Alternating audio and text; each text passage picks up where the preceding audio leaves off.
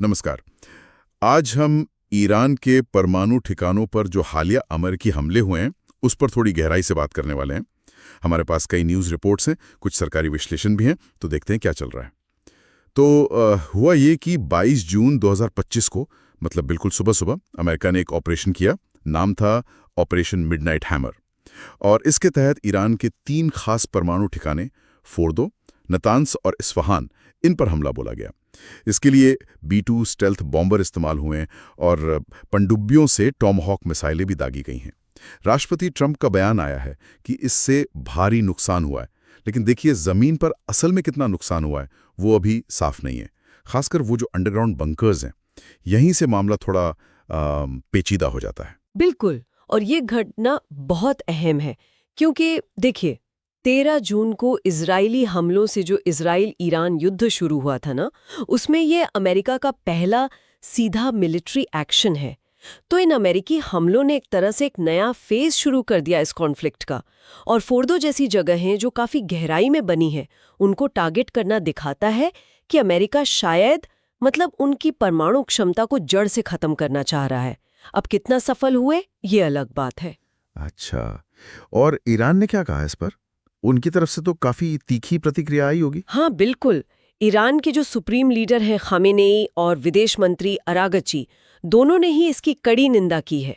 कहा है कि ये इंटरनेशनल लॉ का खुला उल्लंघन है और धमकी भी दी है कि इसके गंभीर नतीजे भुगतने होंगे। और ये भी साफ कर दिया कि भाई सारे विकल्प खुले हैं।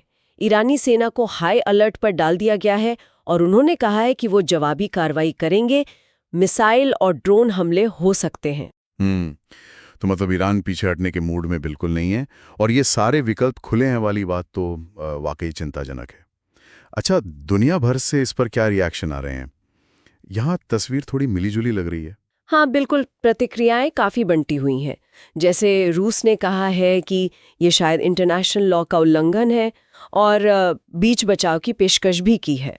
वहीं यूरोप और UN कह रहे हैं कि भाई शांति बनाए रखें, बातचीत करें। लेकिन दूसरी तरफ ऑस्ट्रेलिया जैसे देश हैं जिन्होंने अमेरिकी कार्रवाई का समर्थन किया है।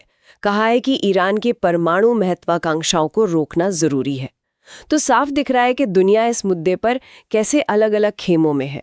दिलचस्प बात है कि अमेरिका के अंदर भी इस पर एक राय नहीं बन पा रही है। हाँ, ये भी एक जरूरी पॉइंट है।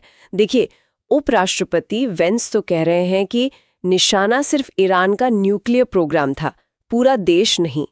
लेकिन बर्नी सैंडर्स और AOC जैसे जो नेता हैं वो सवाल उठा रहे हैं। क्या सवाल? वो कह रहे हैं कि इस तरह की सैन्य कार्रवाई के लिए कांग्रेस से मंजूरी क्यों नहीं ली गई, और ये अमेरिका में एक बड़ा संवैधानिक सवाल है। इन सब राजनीतिक और सैन्य बातों के अलावा एक बड़ा आर्थिक खतरा भी है शायद, जो हॉर्मुज जलडमरू मध्य से जुड़ा है। निश्चित रूप से ये बहुत बड़ा फैक्टर है। ईरान की संसद ने इस संभावना को मंजूरी दी है कि वो इस रास्ते को बंद करने पर विचार कर सकते हैं। और ये रास्ता तो दुनिया के तेल व्यापार के लिए लाइफलाइन जैसा है।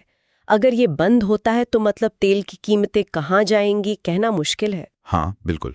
अमेरिका ने चेतावनी दी है कि अगर ईरान ने ऐसा किया तो ये उसके लिए इकोनॉमिक सुसाइड जैसा होगा। और इसी वजह से अमेरिका ने मिडल ईस्ट में अपनी मिलिट्री प्रेजेंस और बढ़ा दी है। अपने नागरिकों को, दूतावास स्टाफ को वहां से निकालने का काम भी तेज कर दिया है। तो कुल मिलाकर अब आगे क्या हो सकता है? माहौल तो काफी तनावपूर्ण लग रहा है। देखिए, सबकी नज़रें अब ईरान पर टिकी हैं। वो अगला कदम क्या उठाते हैं? क्या वो इजराइल पर हमला करेंगे या इलाके में अमेरिकी ठिकानों पर? UN सिक्योरिटी काउंसिल में युद्ध विराम पर बहस हो सकती है, लेकिन आपको पता है वीटो पावर वाले देश हैं तो कोई प्रस्ताव पास होना मुश्किल ही लगता है। सही बात है। अमेरिका में भी कांग्रेस की मंजूरी का दबाव बढ़ रहा है और आर्थिक मोर्चे पर होर्मुज की सुरक्षा सबसे बड़ी चिंता है। जरा सी गड़बड़ी और तेल बाजार में तूफान आ सकता है। तो संक्षेप में कहे तो अमेरिका अब सीधे तौर पर इस झगड़े में शामिल हो गया है।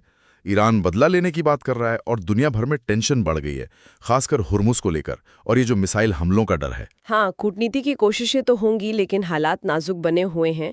देखिए, सतह पर कितना नुकसान हुआ वो तो शायद दिख रहा है, इमारतें वगैरह, लेकिन ज़मीन के नीचे जो उनकी फैसिलिटीज़ हैं उनको असल में कितना डैमेज हुआ है इसका सही अंदाज़ा लगाना भी बहुत मुश्किल है। और यही अनिश्चितता है जो स्थिति को और ज़्यादा गंभीर बना रही है। बिल्कुल। चलिए आज की इस बातचीत को यहीं विराम देते हैं और श्रोताओं के लिए एक सवाल छोड़ जाते हैं सोचने के लिए। ये जो फौरी सैन्य और कूटनीतिक चालें चल रही हैं, इनसे अगर हम आगे देखें तो इस पूरे टकराव का मध्य पूर्व में जो शक्ति संतुलन है और न्यूक्लियर हथियार ना फैलें, इसकी जो वैश्विक कोशिशें हैं, उसके लंबे भविष्य पर क्या असर पड़ सकता है?